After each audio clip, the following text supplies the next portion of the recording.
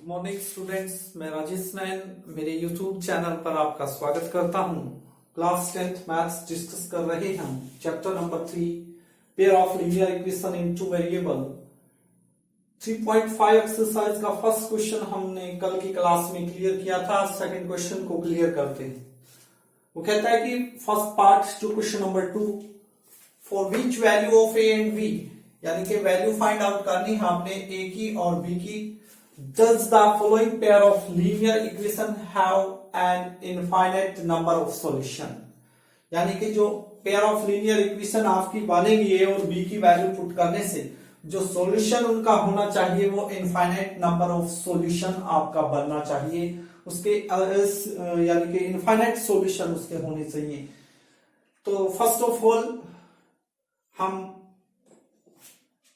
क्या करेंगे, हमने इनफाइनाइट नंबर ऑफ सॉल्यूशन की बात है, यानी कि a1 by a2 equal to b1 by b2 equal to क्या होना चाहिए हमारा c1 by c2 होना चाहिए। तो हम इक्वल टू करते हैं। देखिए ये प्लस 7 इधर आके किस चीज का हो जाएगा, माइनस का। तो मैं यही कर रहा हूं, माइनस का 7 इक्वल टू क्या हो गया मेरा 0। ठीक है, जो ये चीज है 3 इधर आके किस चीज का हो जाएगा, माइनस का। प्लस का भी किस चीज का हो जाएगा, माइनस का। और माइनस का 2 क्या हो जाएगा, प्लस का। यानी यदि मैं सारे को लेके जाऊं तो ये क्या किस चीज का हो जाएगा, मेरा माइनस का हो जाएगा। और यहां क्या लग जाएगी, ब्रैकेट लग जाएगी, इक्वल टू क्या हो गया मेरा 0 हो गया। ठीक है, तो इस टाइप से हमने इसको करना है। अब यहां से वैल्यू निकालो। a1 की वैल्यू देखिए, पेयर ऑफ लीनियर इक्वेशन की जो जनरल फॉर्म होती है, मैं बार बार आपको बता चुका हूं, क्या होती है a1x plus b1y plus c1 equal to 0। इसी टाइप से सेकंड क्या हो जाएगी, a2x plus b2y plus c2 equal to 0। तो x का कोफिशिएंट 2 है तो a1 की वैल्यू आ गई। b1 की वैल्यू क्या होगी, देखिए 3 है। c1 की वैल्यू क्या है, माइनस का 7 है। इसी टाइप से a2 की वैल्यू क्या होगी आपकी a माइनस b, जो x का कोफिशिएंट है वही होगी, तो a माइनस b है। b2 की वैल्यू क्या होगी आपकी, जो y के साथ है क्या है, a प्लस b है। और c2 की वैल्यू क्या होगी आपकी, ये सारा का सारा c2 आ जाएगा, minus 3a plus b minus 2, ये क्या हो गया आपका c2 हो गया। तो फॉर इनफाइनाइट मैनी सॉल्यूशन क्या होगा, it is necessary that for infinite many solution लिखो या नंबर ऑफ सॉल्यूशन लिखो, एक ही बात है। क्या होता है, आपको टेबल मैंने बार बार बता चुका हूं, a1 by a2 इक्वल होना चाहिए b1 by b2 इक्वल होना चाहिए c1 by c2, इस टाइप से होती। तो वैल्यू हमारे पास है a1 की, b1 की, c1 की, a2 b2 और c2 की। तो इसमें पुट करेंगे, a1 की जगह पे 2 लिखेंगे, 2 डिवाइड बाई a2 की जगह पे a minus b equal to b1 की वैल्यू क्या है 3 है, b2 की वैल्यू क्या है a plus b equal to c2 की वैल्यू, c1 की वैल्यू माइनस 7 है, डिवाइड बाई c2 की वैल्यू क्या है minus into 3a plus b minus 2। ठीक है, अब क्या करेंगे, हमारे पास a1 बाई a2 आ गया, b1 बाई b2 आ गया और c1 बाई c2 आ गया। हमने बनाना है इक्वेशन, दो इक्वेशन आपकी बननी चाहिए तभी तो a और b की वैल्यू निकलेगी। फर्स्ट और सेकंड ले लो, क्योंकि ये तीनों क्या हैं, इक्वल हैं। a1 बाई a2 का रेशियो b1 बाई b2 का और c1 बाई c2 का जो रेशियो होगा वो सेम आएगा। तो इस टाइप से हम फर्स्ट सेकंड ले सकते हैं, सेकंड थर्ड ले सकते हैं, फर्स्ट थर्ड ले सकते हैं, सेकंड थर्ड ले सकते हैं, आपकी इच्छा है। तो वहां से दो दो इक्वेशन बनेगी। मैं ये चीज इसके इक्वल लिख सकता हूं या नहीं लिख सकता, यानी कि 2 divide by a minus B equal लिख सकता हूं मैं 3 divide by a plus B, ये क्योंकि ये दोनों इक्वल हैं और ये भी इनके इक्वल है। तो हम एक तो यहां से बनाएंगे और एक में क्या लिख सकता हूं, इसी टाइप से मैं एक ये लिख सकता हूं कि ये इसके इक्वल दिखा दो या ये इसके इक्वल दिखा दो, मर्जी है आपकी। जैसे फर्स्ट और थर्ड दिखा दो, 2 divide by a minus B मैं इक्वल लिख सकता हूं minus 7 divide by minus 3a plus b minus 2 के इक्वल मैं लिख सकता हूं। ठीक है, तो यहां से हम इसको सोल्व करेंगे तो दो इक्वेशन हमारे पास आएंगे। देखिए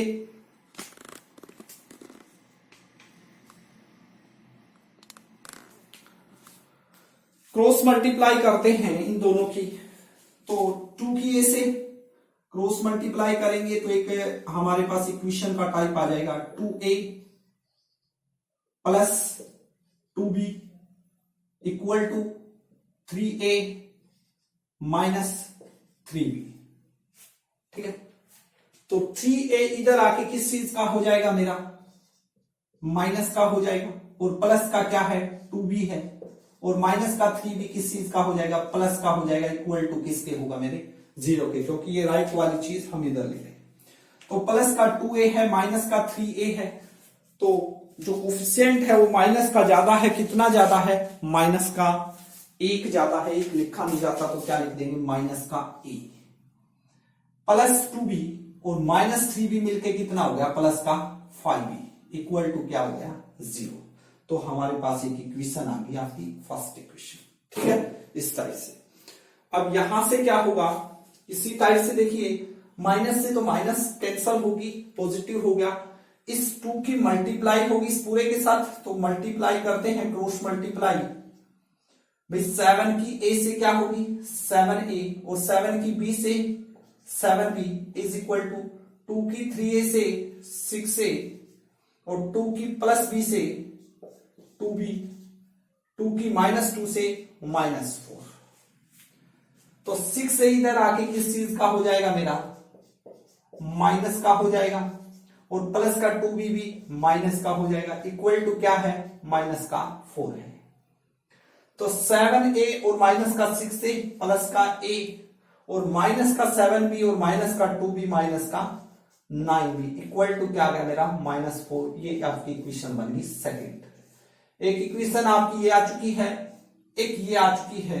अब हमने क्या करना है, इसका निकालना है वैल्यू, a और b की वैल्यू। अब बिल्कुल आसान है, यहां से आप क्रॉस मल्टीप्लिकेशन मेथड यूज करना चाहते हैं तो वो कर सकते हैं, नहीं तो एलिमिनेशन मेथड से भी आप इस क्वेश्चन को सोल्व कर सकते हैं, क्योंकि यहां कोई मेथड नहीं लिखा हुआ। For which value of a और b की वैल्यू पूछी है, चाहे वो आप सब्स्टिट्यूशन मेथड से करें, एलिमिनेशन से करें, या आप क्रॉस मल्टीप्लिकेशन मेथड से करें।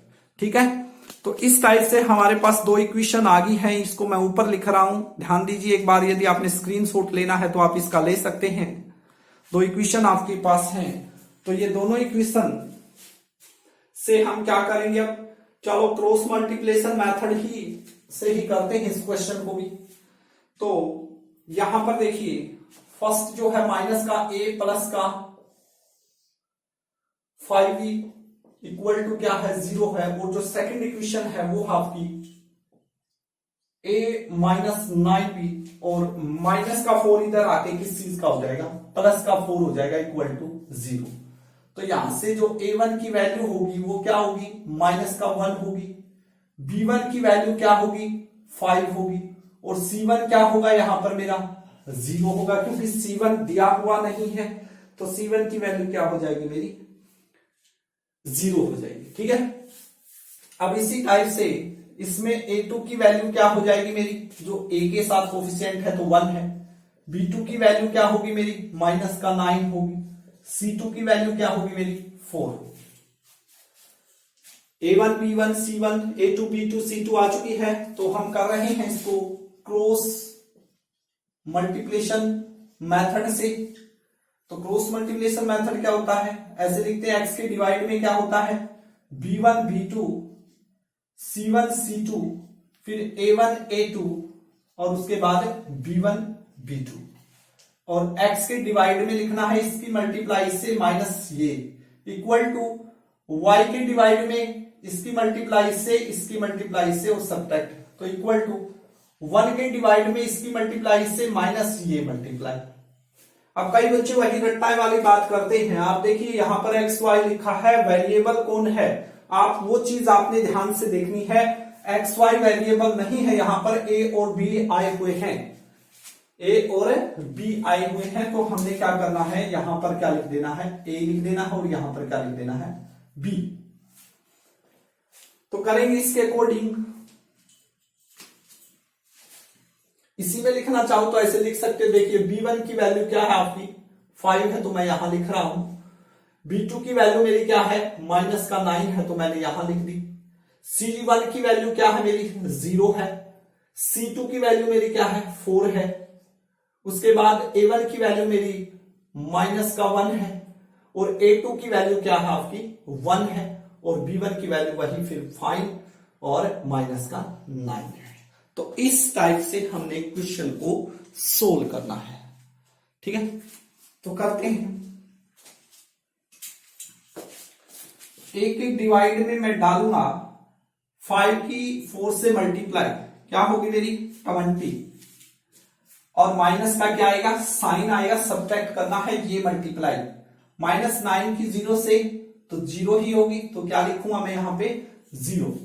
उसके बाद इक्वल बी के डिवाइड में क्या होगा, इसकी मल्टीप्लाई 1 से होगी, 0 की 1 से 0, -4 की -1 से -4, और यहां पर क्या लगेगी फिर ब्रैकेट। ये तो क्वेश्चन के मेथड के कोडिंग है भाई, ये मल्टीप्लाई माइनस ये, और 4 की -1 से मल्टीप्लाई -4 इक्वल टू 1 के डिवाइड में क्या होगा, -1 की 9 से माइनस माइनस प्लस, और 1 की 5 से 5 सब्ट्रैक्ट करना है आपने।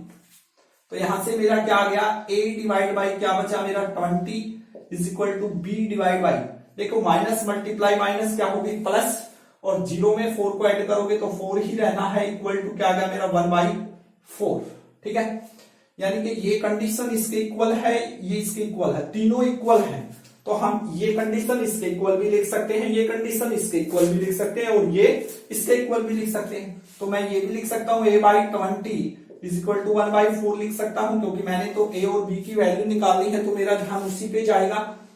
और दूसरी में मैं क्या कर सकता हूं, मैं ये लिख सकता हूं b divide by 4 is equal to 1/4। तो क्रॉस मल्टीप्लाई से क्या मेरा क्वेश्चन आ रहा है, बिल्कुल आ रहा है। देखिए 4 की a से multiply 4a is equal to क्या है मेरा 20, 4 की a से मल्टीप्लाई है तो इधर आके क्या होगा डिवाइड, तो 4 5 जा 20, तो a की वैल्यू मेरी आ चुकी है 5। इसी टाइप से मैं b की निकालूंगा, तो ऐसे भी कर सकते हैं आप, क्रॉस मल्टीप्लाई ना करो, b की वैल्यू निकालनी है, ये b के डिवाइड में है तो उधर जाके ये किस में हो जाएगा मल्टीप्लाई में, तो 4 से 4 कैंसिल, तो b की वैल्यू मेरी क्या आ चुकी है 1 आ चुकी है। तो हमारा एक क्वेश्चन कंप्लीट हो गया। भाई यदि हम a और b की वैल्यू क्या रखें, a की वैल्यू को यदि 5 रखेंगे और b की वैल्यू को 1 रखेंगे, तो जो पेयर ऑफ लीनियर इक्वेशन है उसके इनफाइनाइट मैनी सॉल्यूशन होंगे। The given pair of linear equation will have infinite many solution for the required value of a equal to 5 and b equal to 1। नीचे ये line लिखी जाएगी क्या, The given pair of linear equation, लिख सकते हैं The given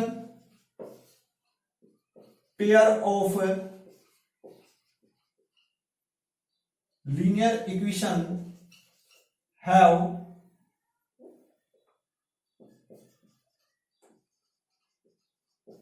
infinite number of solution। कब होंगे, it is the given pair of linear equation have infinite number of solution for the required value of for the required value of a equal to 5 और b equal to 1। यदि एक ही जगह पे आप इस equation में 1 रखेंगे, एक ही जगह पे 5 रखेंगे और b की जगह पे 1 रखेंगे, तो इस जो पेयर ऑफ लीनियर इक्वेशन है इसके क्या होंगे इनफाइनाइट नंबर ऑफ सॉल्यूशन आपके होंगे। तो ये आपका क्वेश्चन था, आप इसका स्क्रीनशॉट ले लीजिए। क्लास लंबी जाएगी, यदि हम सेकंड क्वेश्चन करने लगे तो मोस्ट इंपोर्टेंट यदि मैं अपने एक्सपीरियंस के अकॉर्डिंग बोलूं तो 3.5 से यदि क्वेश्चन बन के आएगा तो सेकंड क्वेश्चन के फर्स्ट और सेकंड पार्ट दोनों मोस्ट इंपोर्टेंट होते हैं। तो आज की क्लास में सिर्फ हम यही क्वेश्चन को डिस्कस करेंगे। आपने अच्छे तरीके से इस क्वेश्चन को पहले समझना है, उसके बाद आपने इसको कॉपी में करना है, रफ कॉपी में करके देखिए, प्रैक्टिस कीजिए, प्रैक्टिस से ही मैथ आएगा। आप बार बार यदि वीडियो को नहीं देखेंगे तो आप नहीं कर सकते। जैसे कि हम यहां करवा रहे हैं आपको, आप ये क्लास ही मानिए बेटा, हम आपके पास आकर के तो नहीं करवा सकते, आपको भी पता है कि स्कूल नहीं लग रहे हैं, तो ये प्रयास हो रहा है कि बच्चों की स्टडी लॉस ना हो।